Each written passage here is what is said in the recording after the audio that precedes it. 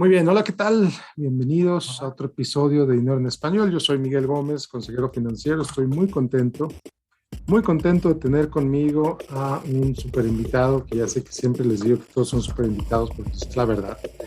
El día de hoy les tengo a Luis Iturriaga. Luis es un experto en temas de calidad.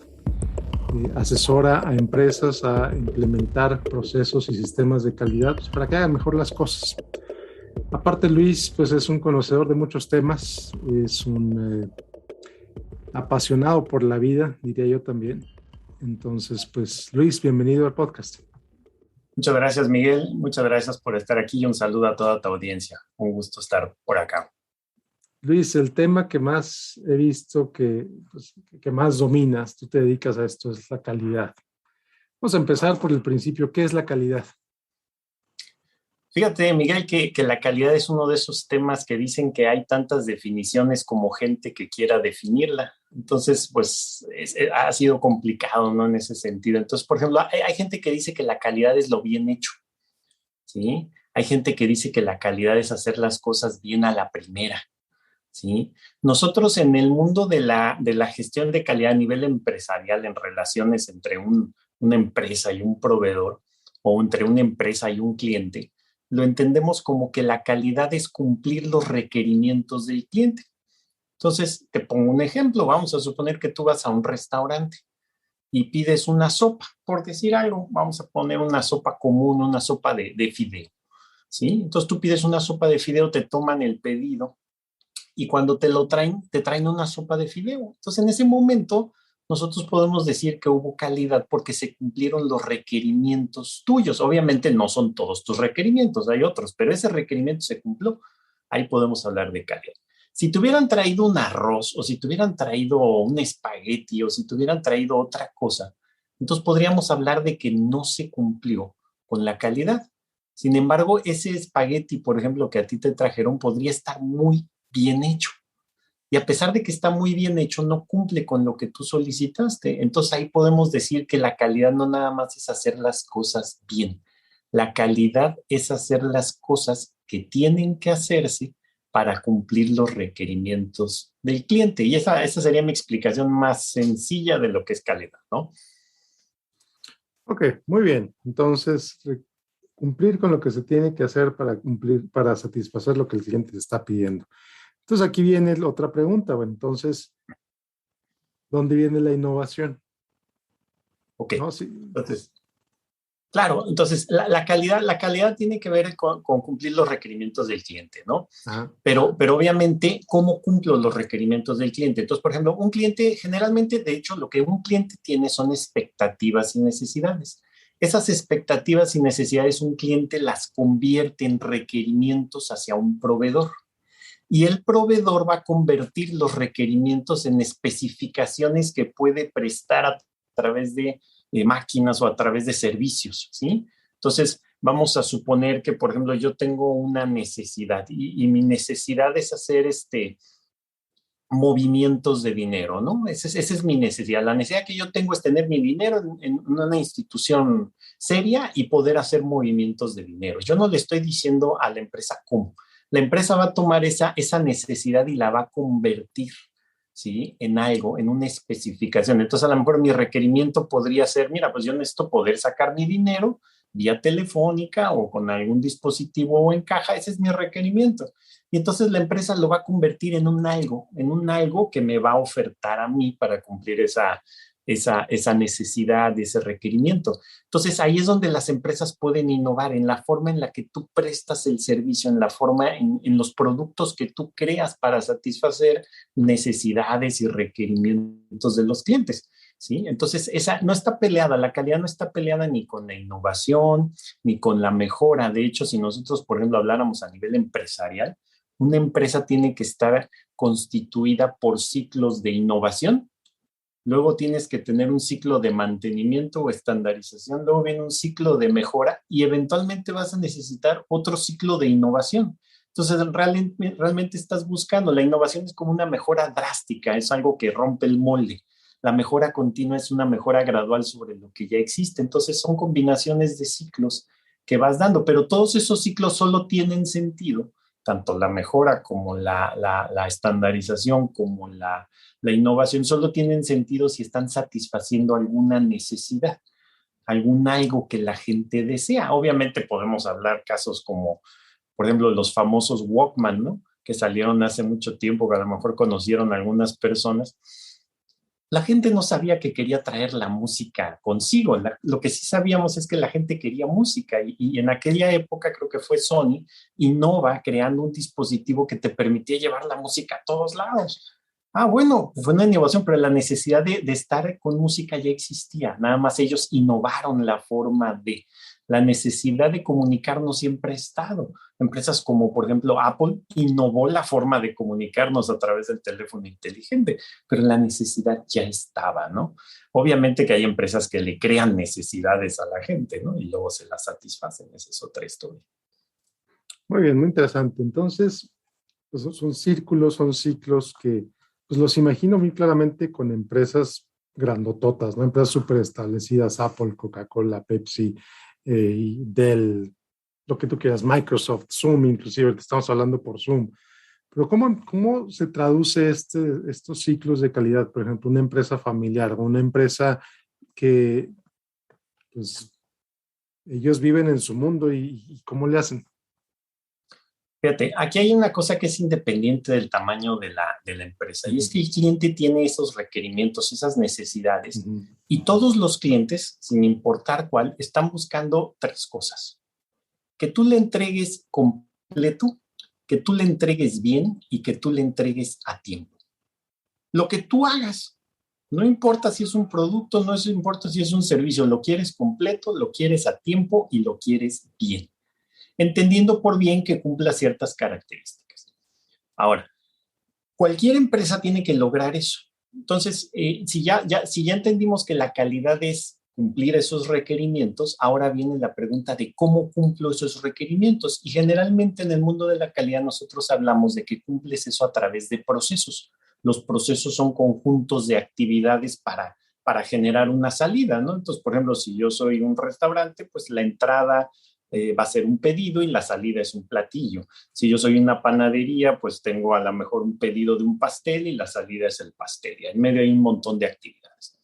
¿Cuál es el reto de cualquier organización, no importa si es grande o chiquita? Es la consistencia con la cual tú puedes entregarle a los clientes lo que te pidieron a tiempo, completo y bien.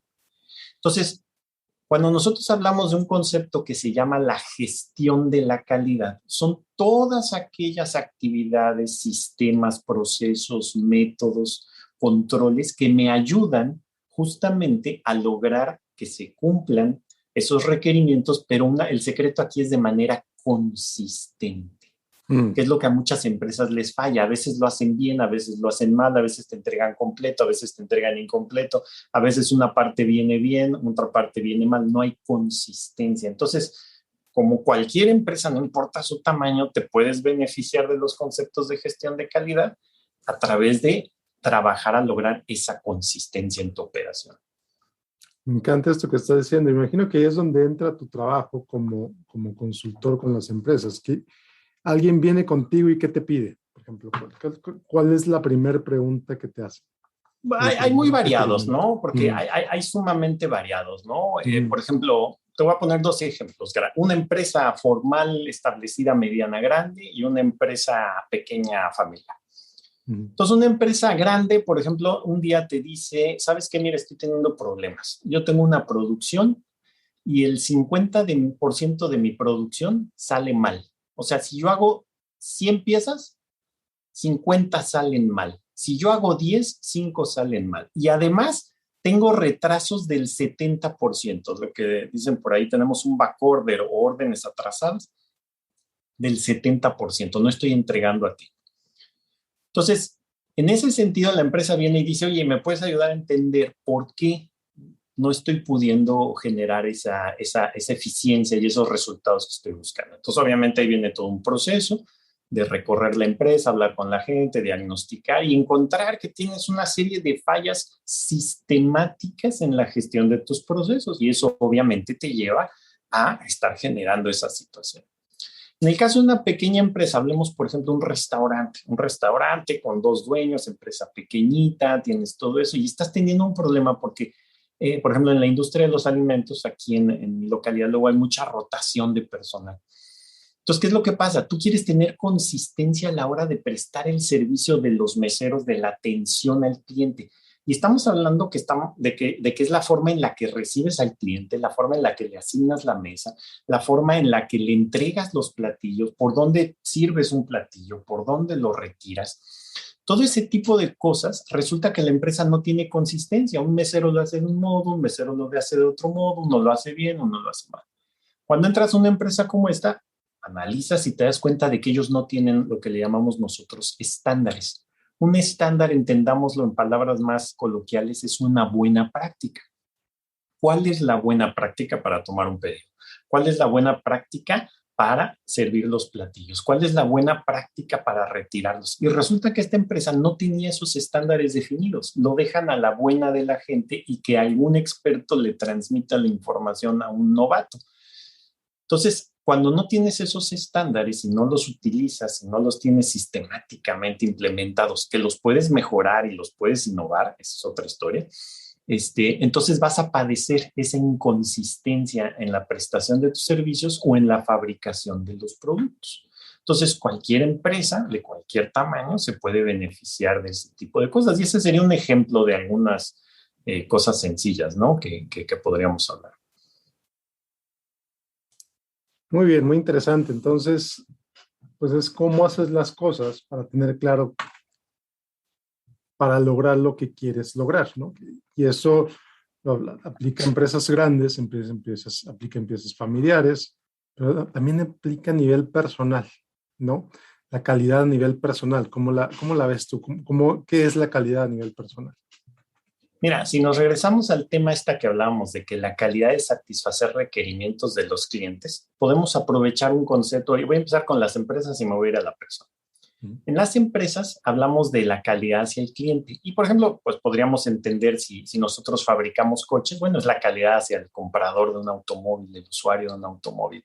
Si estamos hablando de un negocio de comida rápida, pues el usuario es el cliente, ¿no? Pero hay un concepto que se llama la calidad total.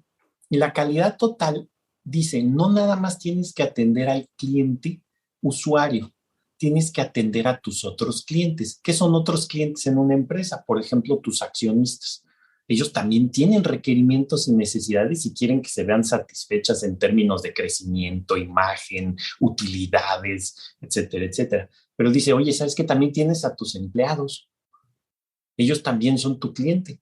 Sí, son tus colaboradores, pero a la vez son tu cliente, quieren condiciones de trabajo adecuadas, quieren crecimiento, quieren desarrollo, quieren buena remuneración, etcétera, etcétera. Y también tú puedes hablar de que, oye, y está la sociedad en la cual yo tengo mis instalaciones y a la cual le presto servicios y esa sociedad está incluida por los proveedores, está incluida por el mismo gobierno, incluye a lo que podría ser la industria, las cámaras industriales y todo eso. Entonces ellos en un momento dado se vuelven tus clientes. Entonces a nivel empresarial nosotros decimos, yo nada más tengo que atender un cliente, tengo que atender todos los clientes. Y ahí es donde tú podrías hablar de que tienes una calidad total. Vámonos a la persona. ¿Sí? La mayoría de nosotros, pues estás en el trabajo y estás metido y todo eso, pero resulta que si nosotros lo viéramos así, tienes otros clientes. Hay un concepto, y recuerdo que mi papá lo manejaba hace muchos años y mucha gente lo usa, que se llama el círculo de la vida. A lo mejor tú lo hayas escuchado y básicamente te dicen, mira, traza un círculo y vamos a trazar varios ejes, ¿sí? Como una gráfica de radar que le dicen, ¿no? Varios ejes saliendo de un mismo punto. Y a un eje le vas a poner trabajo.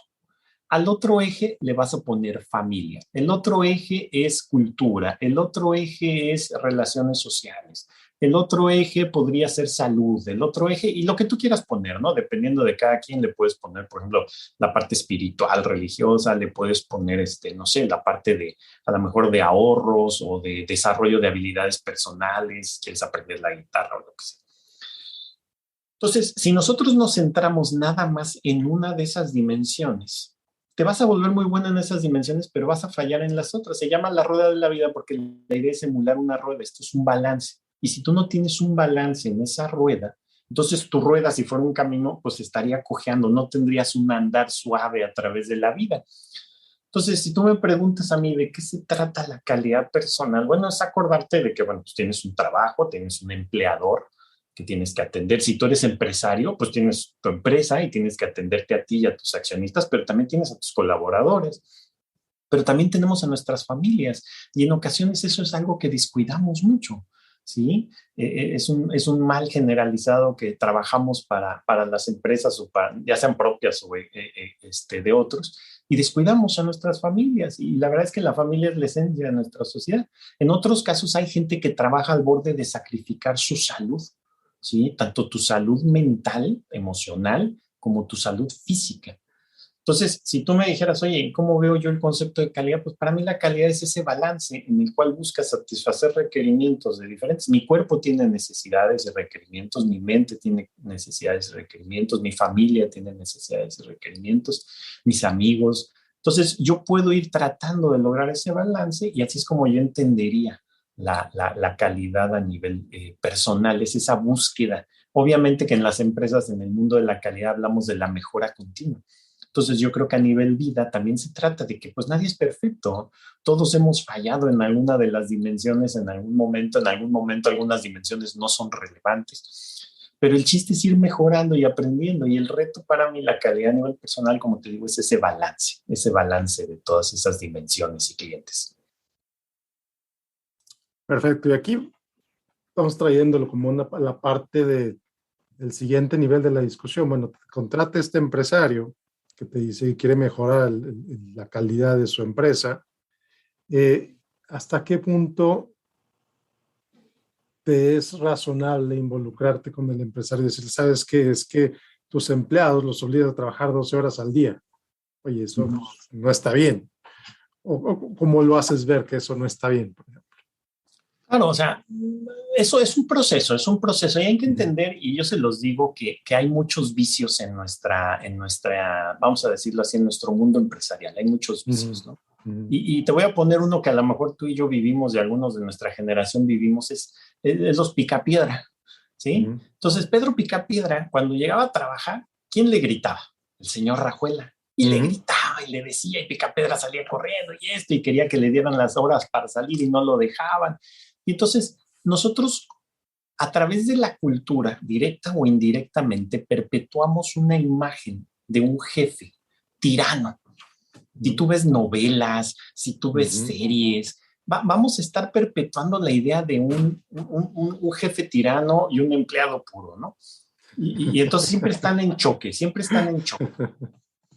Y la realidad es que no es así. Hay jefes muy buenos, con empresas muy buenas y empleados malos. Y también hay empresas con gente tirana, con gente muy buena. Entonces es un balance.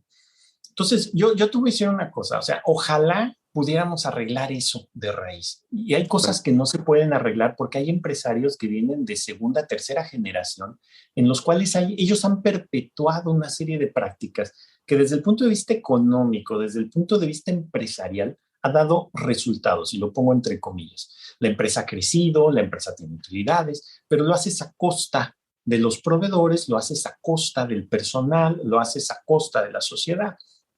No son todas las empresas, obviamente, ¿no? Hoy está muy de moda este tema de la responsabilidad social en las empresas, donde las empresas dicen, no, yo quiero ser una empresa que trate bien a mi gente, bien a los proveedores, bien a los accionistas, bien al medio ambiente y bien todo eso. Hay una tendencia hacia allá, pero sobre todo vamos a ver muchos vicios en empresas familiares, ¿no?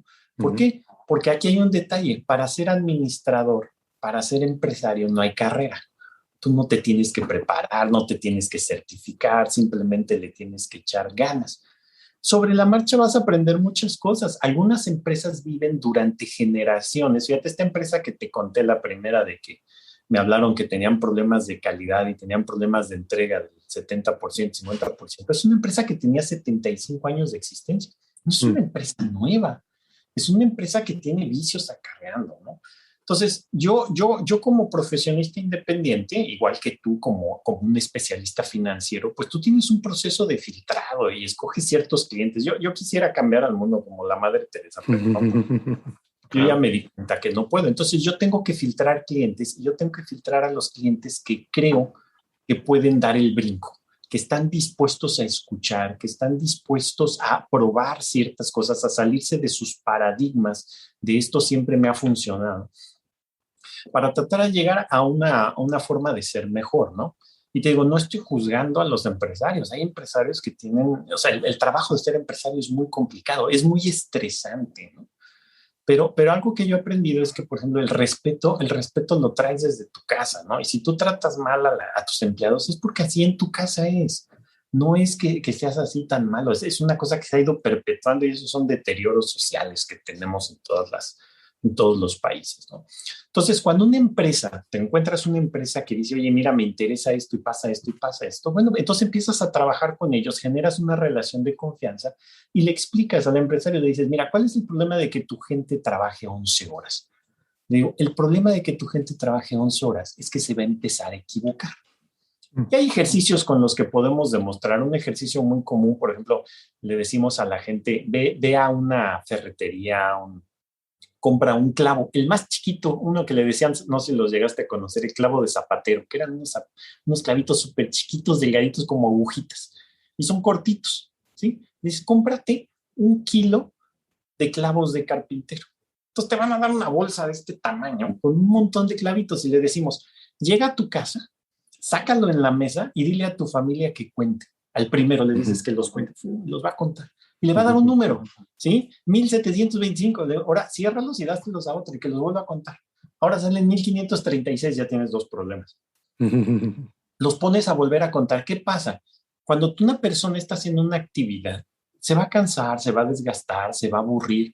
Por ejemplo, en ingeniería industrial, a niveles plantas, fábricas, existe un factor en el que tú tienes que considerar que si una persona tiene 8 horas, tú multiplicas por un factor. Y ahorita voy a poner un número al aire, 20%.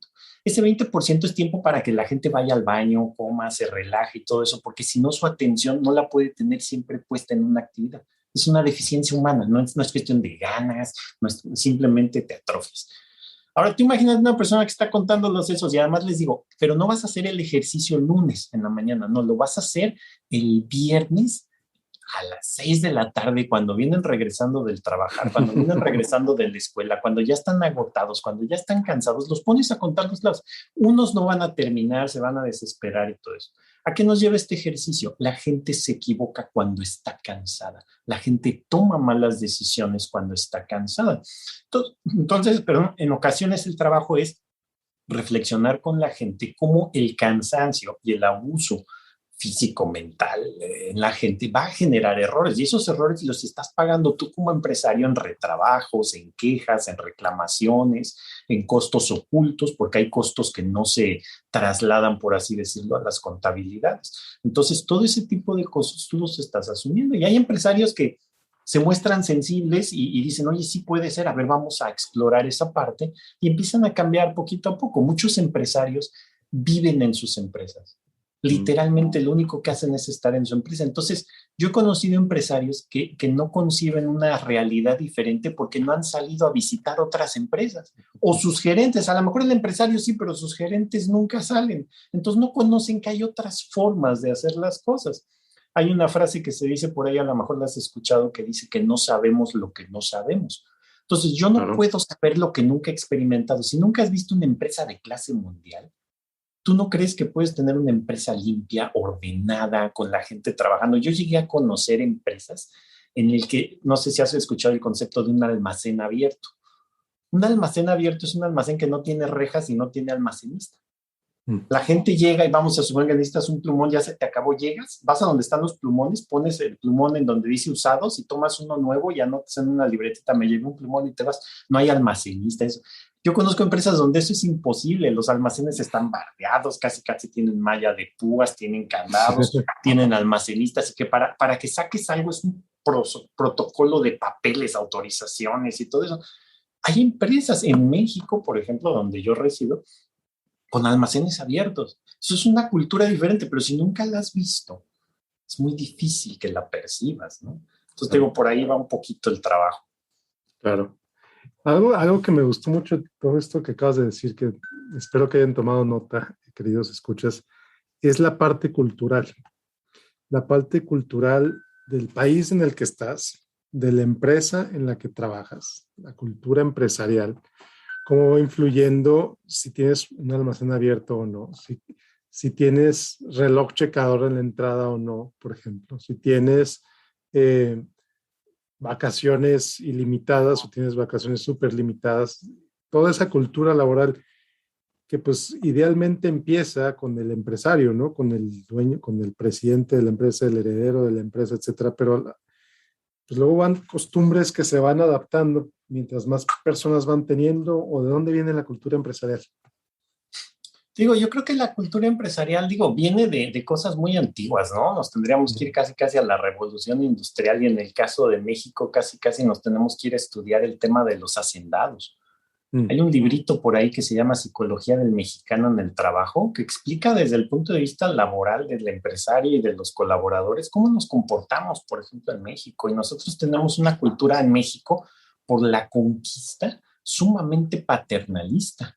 Y es una cultura muy diferente, por ejemplo, a la americana o a la inglesa, que son, por ejemplo, el americano tiene una cultura muy proactiva, por eso hay tanto emprendedor y emprendimiento allá, porque pues el esquema, inclusive el otro día leí un libro que todo el esquema emprendedor de Estados Unidos viene de la cultura protestante y de las iglesias que llegaron, porque ellos, la forma de pensar de ellos es, si trabajas duro vas a tener cosas, ¿sí? Cuando, por ejemplo, en un país como México, bajo la conquista, la cuestión era, ¿quieres algo? Pídeselo al jefe.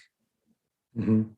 Entonces, si tú, por ejemplo, vivías en una época colonial mexicana y querías hacer una fiesta para tu hijo o para tu hija, tenías que pedirle permiso al hacendado, ¿sí? Tenías que pedirle un préstamo, tenías que esperar a que te dieran para poder hacer cosas. Entonces, esa cultura, de acuerdo con algunos investigadores antropológicos y todo eso, en México y en Latinoamérica la perpetuamos todavía y nuestras empresas padecen ese tipo de comportamientos, ¿sí? Todavía. Entonces, esa cultura no es de ahorita, es una cultura que viene, y te digo, yo me ha tocado, por lo menos en lo que es México, me ha tocado estudiar desde la conquista, venimos arrastrando prácticas que no son buenas, pero son prácticas. Te pongo un ejemplo, una vez en una empresa, tuvimos un detalle con un gerente, estábamos implementando un sistema de gestión de calidad y había un problema con un gerente que venía de fuera, contrataron a alguien que venía de fuera, con muchas credenciales y todo lo demás, pero traía una cultura diferente. Entonces empezó a tener mucho choque con la gente, porque esta era una empresa que, pues, proyectos de millones y millones de pesos para la industria del gas y el petróleo. Entonces, tú de repente dices, oye, ¿sabes qué? Llegaba la gente y le decía, es que llegaban con el gerente general y le decían, es que necesito un lápiz y no me lo quiere dar mi jefe. Dice que le traiga el toconcito, que le traiga la gomita, ¿no? Que quedó ahí. Y entonces el gerente general le decía a este gerente, le diga, mira, estamos tratando de sacar un proyecto de 40 millones de pesos que tenemos que ir a instalar a un pozo petrolero y tú estás diciéndole a la gente que te traiga un toconcito para que le cambies un lápiz que vale centavos en comparación con lo que vale el proyecto y no vamos a parar un proyecto porque la gente no tiene un lápiz, ¿no? Y esta persona casualmente también sucedió un detalle, de repente le empezó a dejar de pagar a la gente. No le pagaba tiempo a la gente. Y entonces ya trabajando ahí todo un proceso, hubo que involucrar especialistas ahí de psicología organizacional y todo para que atendieran este caso. Y se encontró que esta persona, él había trabajado en otra empresa donde el jefe le había dicho, si tú no maltratas a la gente, no te respeta. Entonces, wow. ¿Qué es lo que hace esta persona? Llega a una nueva empresa con otra cultura y trae su cultura. Y en ese momento él dice, no, pues es que yo le retengo el sueldo porque así me enseñó mi jefe. Y tristemente, así hay muchas empresas, ¿no? Que trabajan todavía esos esquemas, llamémosle un poquito anacrónicos, colonialistas, de hacendado. Y no es su culpa, así los educaron a sus papás y sus papás, sus abuelos y sus abuelos, sus bisabuelos. O sea, es una cosa que venimos arrastrando. Entonces, obviamente, nuevas generaciones ya se dan la tarea de estudiar administración, de ir a escuelas de posgraduados de administración y empiezas a visualizar otras cosas, la tendencia y la presión de ciertas industrias para lo de socialmente responsable, hace que poco a poco vayan cambiando las empresas, pero como tú decías bien al principio, lo vamos a ver en las grandes medianas. Las chicas pequeñas todavía, y sobre todo las familiares, todavía vienen arrastrando una idea. Ahora, si yo era empleado y me trataban mal, ahora soy jefe, híjole, ahora soy jefe como lo que aprendí inconscientemente. La hora de la venganza. Exactamente, es que sabes que así me trataba mi jefe y él tenía mucho dinero y iba bien en su empresa, pues ahora yo voy a hacer lo mismo. Entonces, la recomendación ahí, pues obviamente tenemos que promover y parte, por ejemplo, yo tengo un blog donde comparto cosas, porque yo no puedo atender a todas las empresas y todo, no puedo atender a las muy chiquitas. Entonces, el blog lo que pretende es justamente compartir conocimiento para que más gente conozca cosas y las vayan aplicando. A lo mejor es un esfuerzo a cuentagotas que estamos haciendo, pero la idea es esa, compartir conocimiento para que la gente visualice las cosas diferentes. Gente que a lo mejor hoy es colaborador y mañana va a ser gerente, hoy es colaborador y mañana va a ser empresario, a lo mejor hoy es estudiante y mañana va a ser empresario, ¿no? Que no perpetúen esos estereotipos. Y ese es un gran trabajo que tenemos, ser divulgadores. Ahora sí, como dicen, ¿no? La divulgación de la ciencia es importante, pero también la divulgación de las buenas prácticas empresariales. Claro. Yo creo que es importante y profesionales, diría yo. Claro, claro. Y eso justo lo que iba también, porque he visto de una diferencia abismal entre ciertas universidades, entre los graduados de ciertas universidades contra los de otras. Y aquí va a sonar como estereotipo, lo siento mucho, estoy hablando de mi experiencia y la experiencia que otros empresarios me han compartido, que me han dicho, oye, es que los graduados de universidades públicas tienden a esperar a que les digan qué hacer. Lo que tú decías hace un ratito, tienden a esperar a que si no les das permiso de ir al baño, te tienen que pedir permiso hasta para ir al baño, que eso están acostumbrados. Mientras los graduados de ciertas universidades privadas pues están acostumbrados a ser los jefes, ¿no? Entonces, es ese balance, ese desde lo aprendiste desde la escuela, que desde chico te enseñaron a decir mande en lugar de decir dime, o en lugar de decir dígame, estás esperando la orden, ¿no? Entonces, es esa educación que se recibe desde la cuna, que viene hace un momento. Y bueno, entonces el cambio viene, y esto mucho se dice también, que la generación de cristal y que las tolerancias y demás, el cambio viene de los empleados hacia arriba, de los jefes hacia abajo, de los dos. ¿De dónde viene el cambio en tu experiencia? Digo, si lo vemos como empresa, el tema se ha discutido mucho y los cambios, desgraciadamente, tienen que ser de arriba hacia abajo, ¿no? Muchas empresas todavía están en un modelo jerárquico. Entonces, en un modelo jerárquico, pues el que toma las decisiones es el que tiene la posibilidad de influir. Todas las acciones que una empresa, un empresario establece, por ejemplo, en lo que le llamamos el ideario, que está muy deteriorado, ¿no? Y dicen que son de papel y nada más están pegados ahí en la pared, no sirven para nada, que son la visión, la misión y los valores. En realidad eso no tiene sentido a menos que tú lo vivas. De nada sirve hacer una declaración de valores si tú no los vives, ¿no? Ahora, muchas veces lo que los jefes permiten y lo que no permiten, sobre todo, ¿sí? Inclusive el otro día leí a alguien que decía, no nada más es lo que permites y no lo que no permites, sino lo que toleras. O sea, malas prácticas que toleras forman la cultura de la empresa. Y obviamente ciertas empresas con ciertas culturas atraen gente para esas ciertas culturas, ¿no? Entonces, eso es un problema. Pero si queremos cambiar, yo creo que tenemos que empezar primero, pues obviamente el esfuerzo que se hace a través de asociaciones profesionales y cámaras, promoviendo cosas como empresas socialmente responsables. Las mismas universidades que sus currículos le den a los empresarios, a los futuros gerentes y empresarios y profesionistas ciertos esquemas diferentes en el cual no tienes que pasar encima de la gente para lograr cosas, ¿no? Se puede colaborar. Dicen que uno de los grandes problemas también en Estados Unidos es que es una cultura muy individualista, a diferencia de las asiáticas, son sumamente colaborativas, ¿sí? Entonces, por ejemplo, un director general, un CEO en Estados Unidos puede ganar 10, 20 o 30 veces lo que gana un CEO en Japón, ¿sí? ¿Por qué? Pues porque son culturas que premian el individualismo, a diferencia de culturas asiáticas que premian la colaboración grupal. ¿Cuál es mejor? ¿Quién sabe? Las dos han funcionado en ciertos modos, pero yo creo que vuelvo al círculo de la vida. Tenemos que encontrar un balance. Hace rato tú comentabas las escuelas. Si nosotros revisamos por qué surgieron las escuelas no surgieron para educar a la gente, no. Para educar a la gente existían tutores. Y los tutores, si tú eres una persona adinerada, tú contratabas un tutor que educara a tu hijo, ¿sí? Y un tutor le enseñaba matemáticas, física, lógica, le enseñaba filosofía, política, economía y todo lo que tuviera que saber. Así se educaba a la gente de dinero.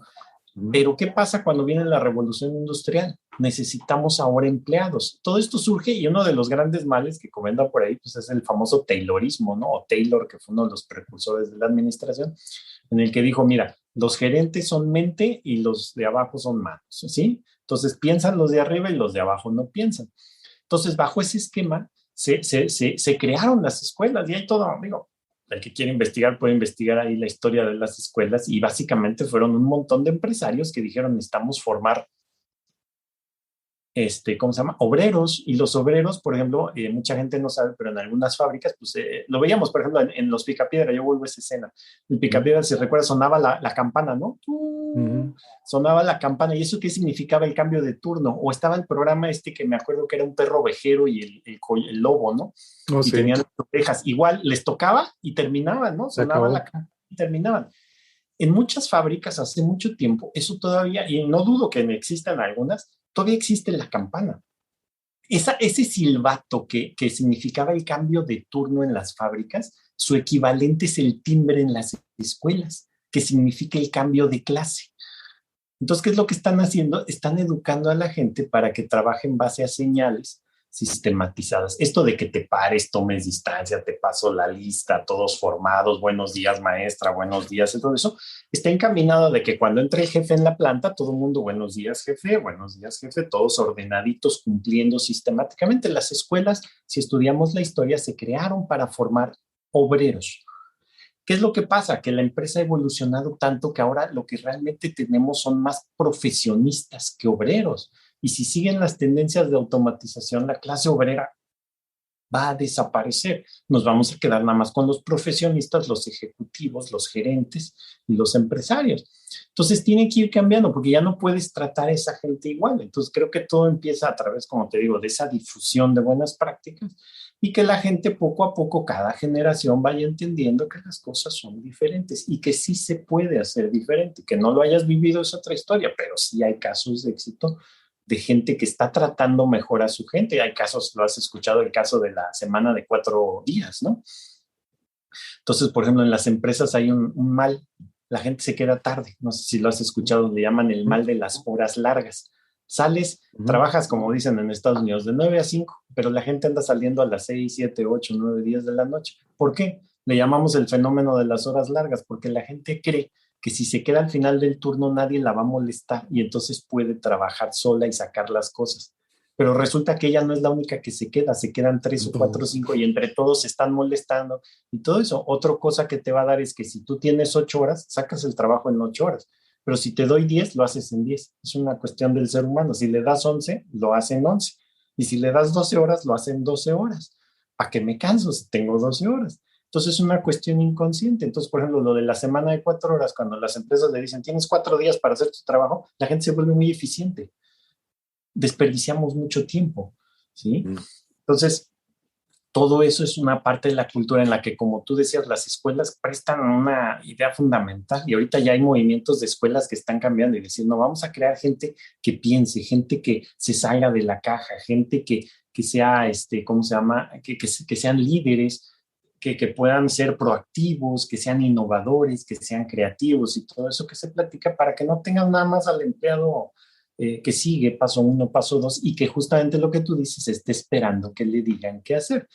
¿Qué pasa en las universidades privadas? Pues van muchos hijos de empresarios y están acostumbrados a ver que sus papás pues no le piden permiso a nadie. Como empresarios tú tienes que decidir, tú tienes que ser proactivo, tú tienes que sacar las cosas adelante. Entonces ellos llegan con ese esquema y las universidades lo aprovechan. Dicen, pues estamos formando hijos de empresarios, pues vamos a darles esas cosas. Pero las otras dicen, no, mi cliente no es el empresario. Las públicas dicen, mi cliente siguen siendo las fábricas. Mis clientes siguen siendo las empresas, pues les voy a dar empleados obedientes.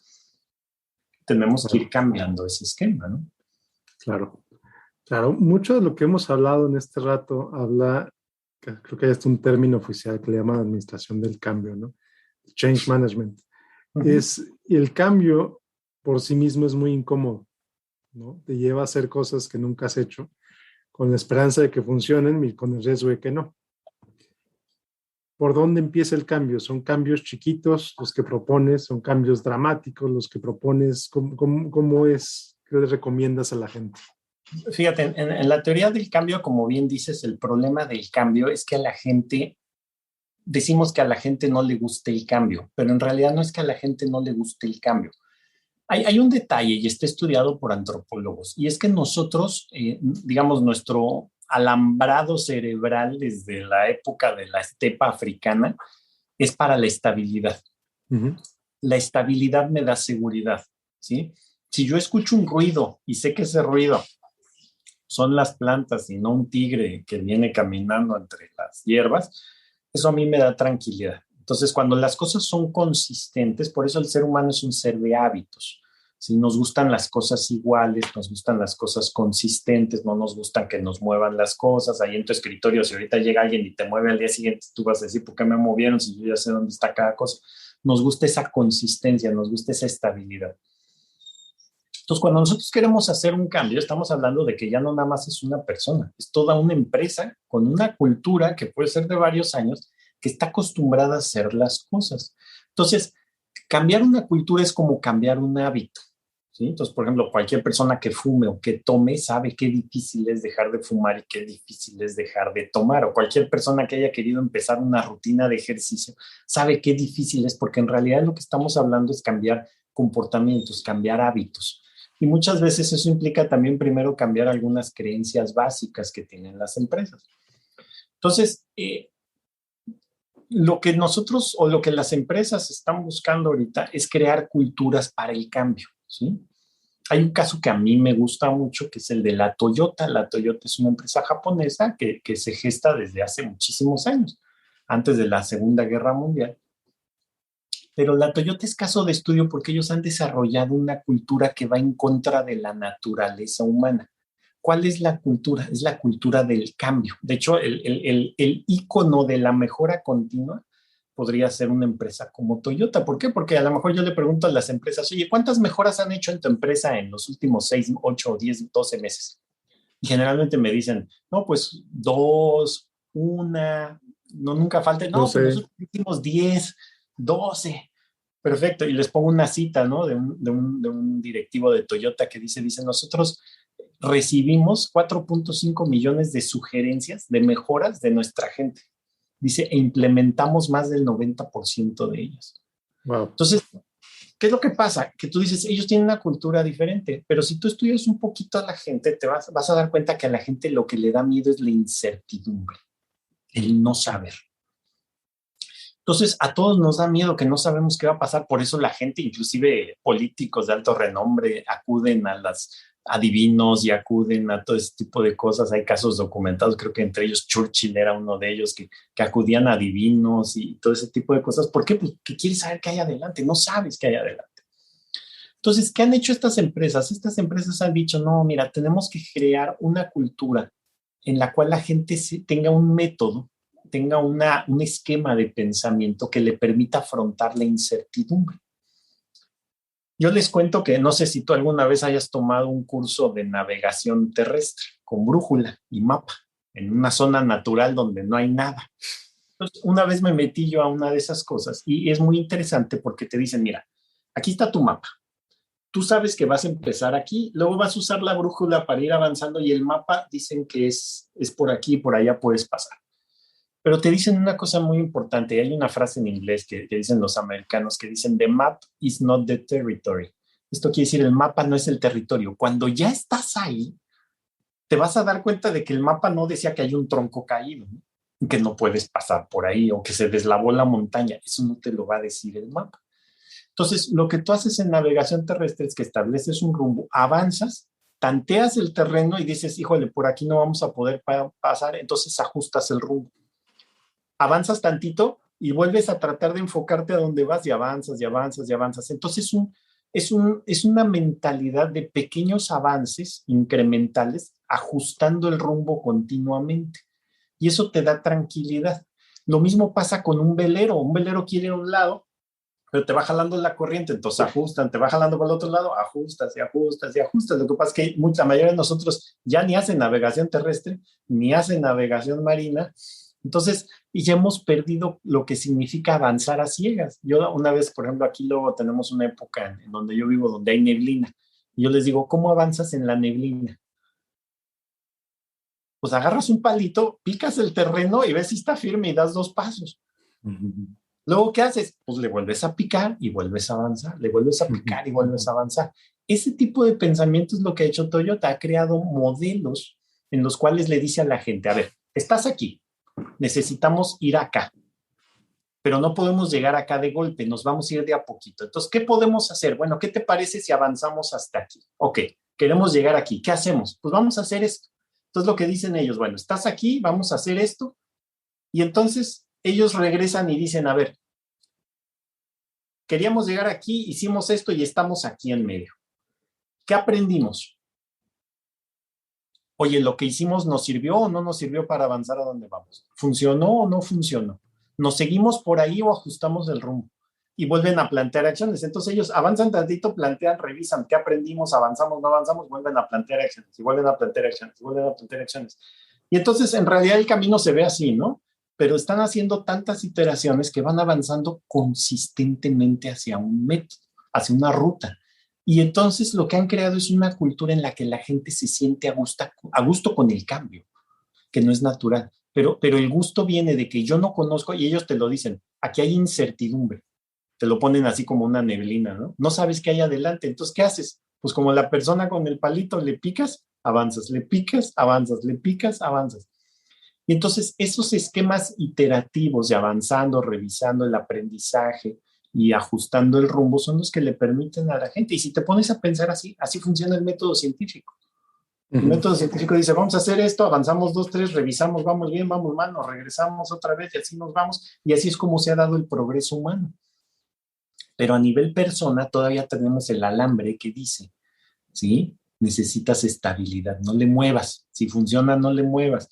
Si funciona, ya no le cambies. Es mejor, hasta lo dice nuestra cultura mexicana, mejor vale malo por conocido que bueno por conocer. Todo eso va en contra de la cultura de la mejora, va en contra de la cultura de la innovación.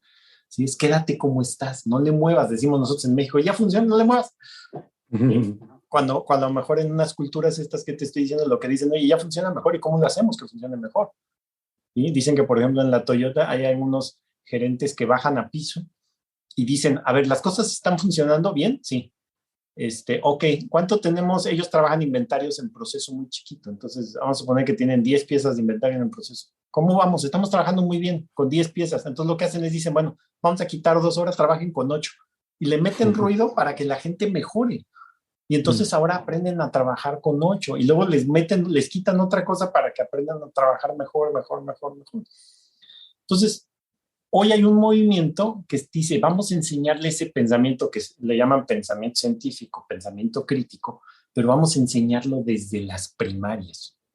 Vamos a enseñarle a los niños a pensar, a cuestionar, a preguntarse. Les vamos a enseñar a los niños y a los jóvenes a experimentar, hacer pequeños experimentos, ir aprendiendo y ajustando. Y eso yo creo que como tiene que empezar el cambio.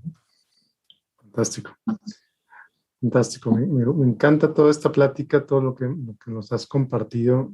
Es una joya, en verdad. ¿Cómo llevas tú tu vida para mejorarla? Si te interesa mejorarla, supongo que sí, pero claro. No sé.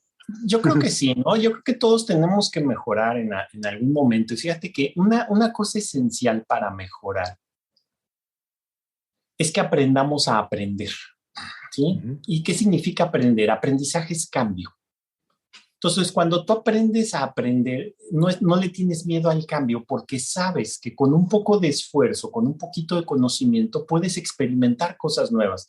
A veces nos da miedo experimentar cosas porque ya dejamos de aprender cómo aprender, algo que hacen los niños muy bien. Los niños son muy buenos para aprender cosas, pero conforme vamos creciendo nuestra cultura, nuestra educación, nos va cerrando. Hay personas que terminan la universidad y no vuelven a estudiar nada, no leen libros. Yo luego llego a empresas y les digo a los gerentes, ¿cuántos libros has leído? Ninguno.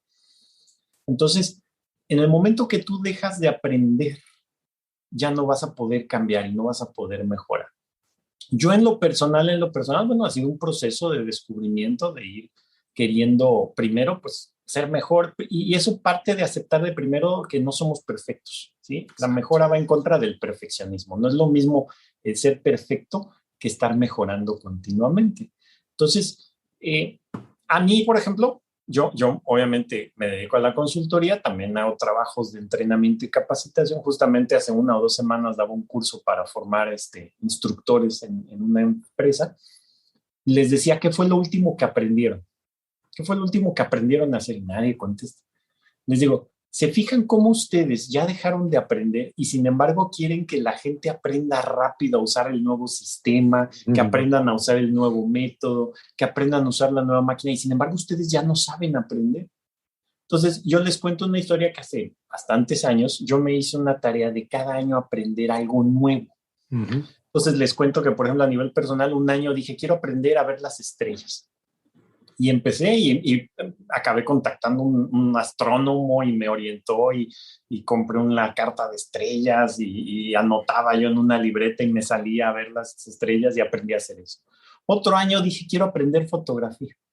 Y entonces me metí a un curso de fotografía, compré unos libros, tomé miles de fotos y unas salieron bien, unas salieron mal. Pero bueno, vas aprendiendo a tomar fotografía. Otro año dije, quiero aprender a identificar aves en la naturaleza. Y lo mismo, entonces ahora aprendí eso, ¿no? Oye, otro año quiero aprender y cada año trato de ponerme un objetivo. Oye, quiero aprender algo nuevo que me rete, porque el momento que dejas de aprender ya no quieres cambiar, te estancas. Entonces, aprender a dibujar, pueden ser cosas de trabajo, o sea, cosas de trabajo. He aprendido a hacer mejores presentaciones, a hacer mejores explicaciones, ¿cómo se llama?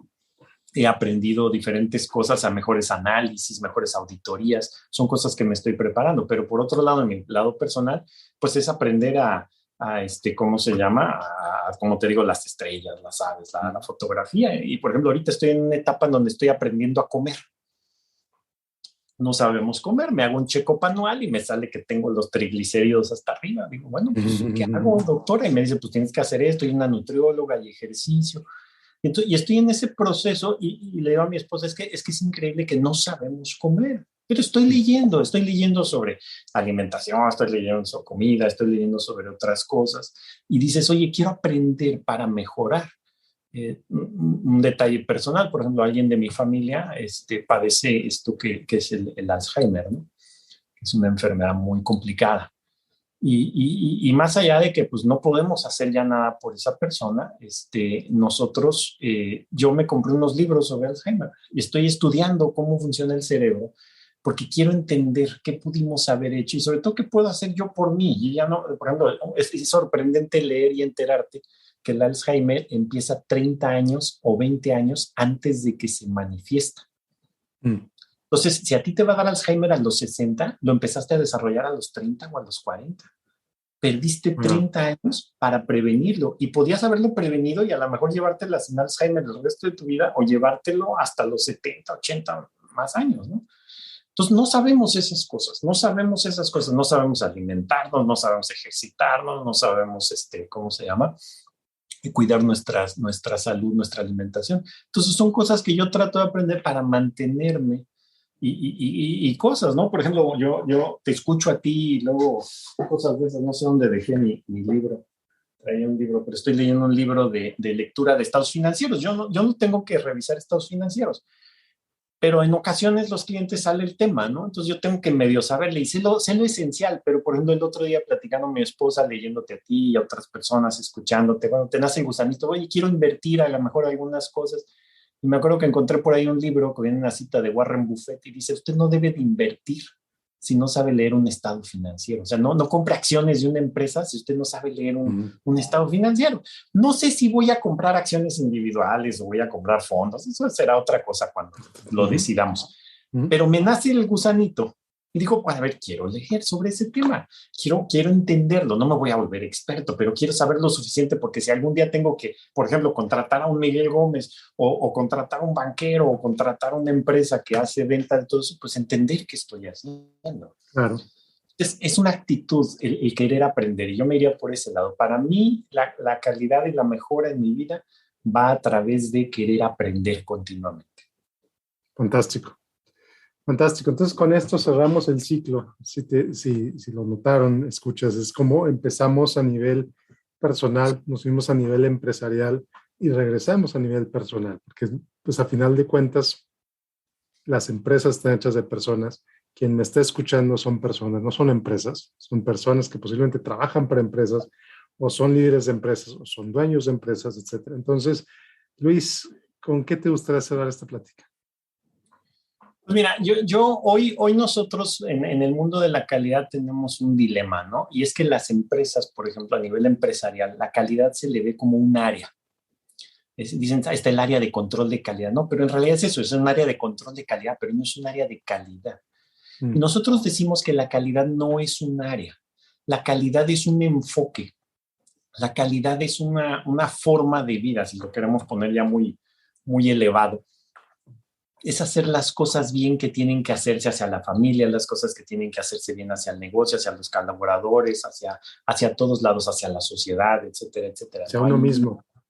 Entonces, es una forma de conducirse, es una forma de ver las cosas, ¿sí? Creyendo en la mejora, creyendo en la gente que puede llevar a cabo esa cultura, pero que también no puede ser algo nada más meramente improvisado. Necesitamos trabajar sistemas y la cultura, tanto a nivel personal como a nivel empresarial. Entonces, yo lo que cerraría es diciendo eso. La cultura es un enfoque, la cultura es la calidad es una cultura y tenemos que trabajar hacia allá, hacia crear una cultura de calidad, un enfoque, una mentalidad, si lo quieres ver, de calidad.